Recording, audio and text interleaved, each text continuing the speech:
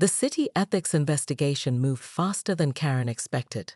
Within 6 weeks, Jim Henderson's variance permit was revoked, his brother-in-law was suspended pending review, and the contractor faced potential license suspension. Local news picked up the story, painting Karen as a crusading citizen, exposing municipal corruption. But victory tasted more bitter than Karen had anticipated. Mrs. Whitmore? The voice belonged to Emma Henderson, Jim's 12-year-old daughter, who stood at Karen's front door with red-rimmed eyes. "My dad says we might have to fill in our pool." Karen's chest tightened. She'd been so focused on defeating Jim that she'd forgotten about the children who'd spent every summer afternoon in that backyard paradise. "Emma, I know you're mad at Dad, but could you maybe fix it? Everyone says you're really smart about city stuff now." The irony wasn't lost on Karen. The child was asking for help the same way Karen had approached Jim months earlier, desperate and vulnerable, hoping for mercy from someone with power. "It's complicated, sweetheart. Please. My little brother learned to swim in that pool, and Grandma visits, and she loves sitting by the waterfall because she says it reminds her of the creek where she grew up." Emma's voice cracked. "We'll lose all of that." That night, Karen couldn't sleep. She stood at her bedroom window, looking down at her own pool glowing under landscape lighting. It was everything she'd wanted: clean, functional, properly permitted. But the Henderson backyard was dark, the infinity pool's pumps silent for the first time in months. The next morning brought an unexpected visitor. Jim Henderson stood on her porch, but this wasn't the confident man who'd once condescended to help her. This Jim looked exhausted, defeated. "I deserved what you did to me," he said without preamble. "I was arrogant, and I treated you unfairly. But my family doesn't deserve to pay for my mistakes." Karen studied his face. "What are you asking? Help me make this right. You understand the system now better than anyone. Help me get a legitimate permit.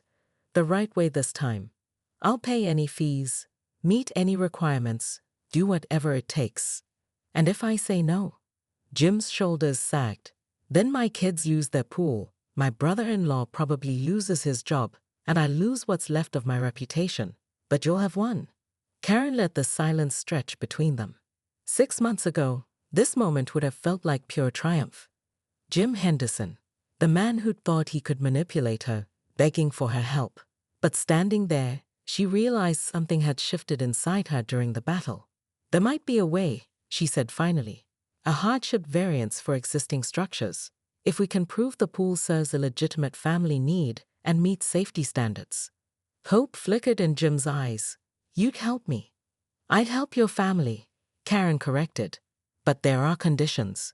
2 months later, the Henderson pool was operational again, now properly permitted and equipped with additional safety features that actually made it better than before. Jim had paid substantial fines, and his brother-in-law had been transferred to a different department, but the family had kept their backyard oasis.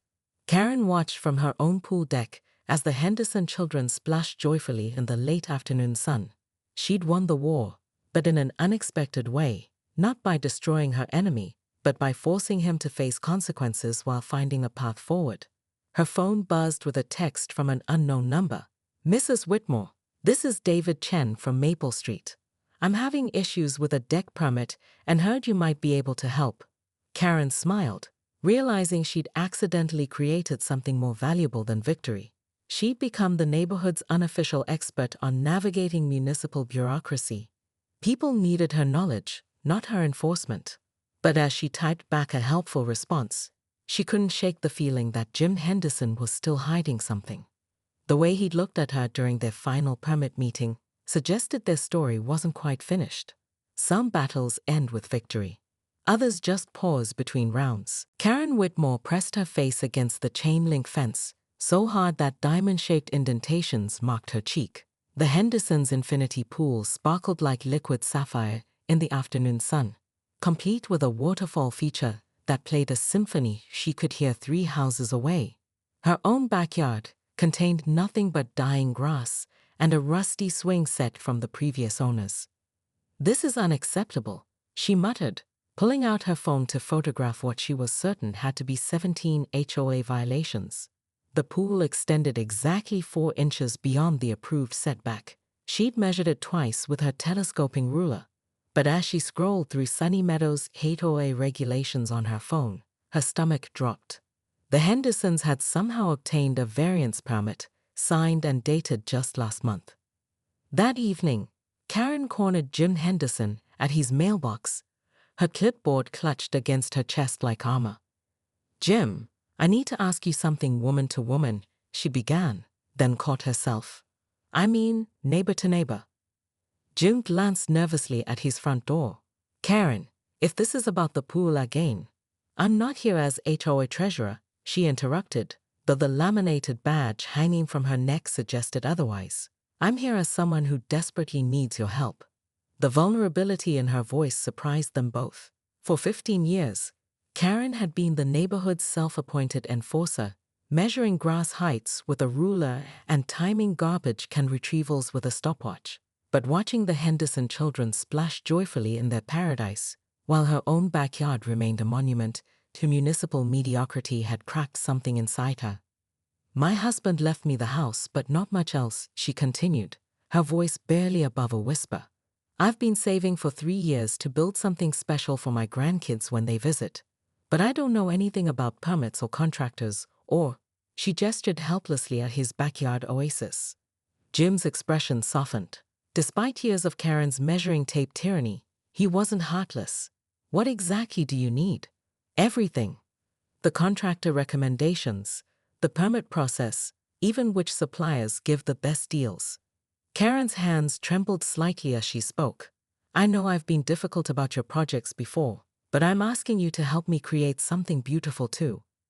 Jim studied her face, seeing past the perfectly pressed blazer and regulation clipboard to something raw underneath. "Okay, Karen, I'll help you." 3 weeks later, Karen stood in her transformed backyard, but instead of gratitude, a different emotion entirely was taking root. The contractors Jim had recommended were the same ones who'd somehow convinced the city to fast-track the Henderson variance. The suppliers had given her quotes 20% higher than what Jim admitted he'd paid, and the permit office had subjected her to twice as many inspections, with requirements that seemed to materialize from thin air. "Interesting how smoothly things went for you," Karen said when Jim stopped by to check on her progress. "What's that supposed to mean?" Karen's smile was sharp as broken glass. "Oh, nothing at all, Jim. Nothing at all." But as she watched him walk away, Karen was already planning her next move. If Jim Henderson thought he could play her for a fool, he was about to learn exactly what happened when someone underestimated Karen Whitmore. Karen's pool was barely half finished when she made her discovery. Hidden in the city planning database she'd learned to navigate during her permit battles, she found it. Jim Henderson's brother-in-law worked in the municipal engineering department, the same department that had rubber-stamped his variance while putting Karen through regulatory hell. Well, she murmured, printing out employment records at the library. Public information was a beautiful thing when you knew where to look. But Karen didn't confront Jim immediately. Instead, she began collecting data with the methodical precision of a forensic accountant. She photographed his pool at different times of day, measuring shadows to determine exact dimensions. She researched property values and discovered that infinity pools required special structural engineering reports that weren't in Jim's permit file. 2 months later, when her own pool was finally complete, Karen invited the entire neighborhood to a gratitude barbecue. Her pool was modest compared to Jim's infinity marvel, a simple rectangular design with basic filtration, but it was hers, earned through battle with bureaucracy and paid for with her own hard-fought dollars. "I really want to thank Jim Henderson," Karen announced to the gathered neighbors, raising her lemonade glass. "Without his guidance, I never would have learned so much about our city's permitting process." Jim smiled uncomfortably from across the yard. "In fact, I learned so much that I decided to run for city council." Karen continued, "Someone needs to ensure our permitting process is fair and transparent for everyone." The crowd applauded politely, but Jim's face had gone pale. He approached Karen as guests mingled around her pool. "City council? Karen, you don't need to." "Oh, but I do," she interrupted, her voice honey-sweet. Did you know that structural engineering reports are supposed to be filed within 30 days of permit approval? It's fascinating what you can learn when you really dig into municipal code. Jim's jaw tightened. What exactly are you implying? I'm not implying anything. I'm stating facts. Karen's smile never wavered. Facts like how your brother-in-law Mike works in engineering. Facts like how variance permits require 3 separate departmental approvals, but yours only shows 2 signatures. Facts like how infinity pools built on clay soil, like we have here, require additional foundation specifications that don't appear anywhere in your file. You're threatening me. I'm educating myself about local government. Isn't that what good citizens do? That night, Jim called an emergency meeting with his contractor and brother-in-law. But Karen was already 3 steps ahead.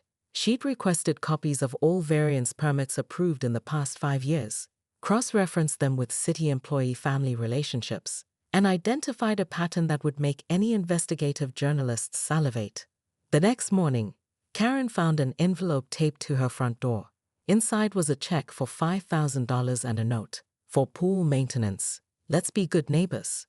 Karen laughed out loud on her front porch. Jim Henderson had just made the biggest mistake of his life. He tried to buy off someone who couldn't be bought. And worse, he provided written evidence of attempted bribery.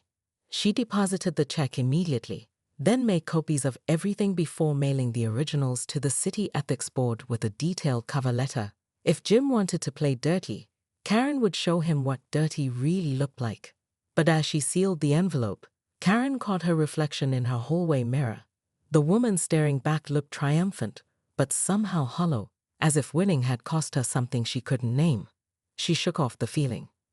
Jim Henderson had asked for this war the moment he decided to treat her like a fool. Now he was going to learn exactly what happened when you crossed Karen Whitmore.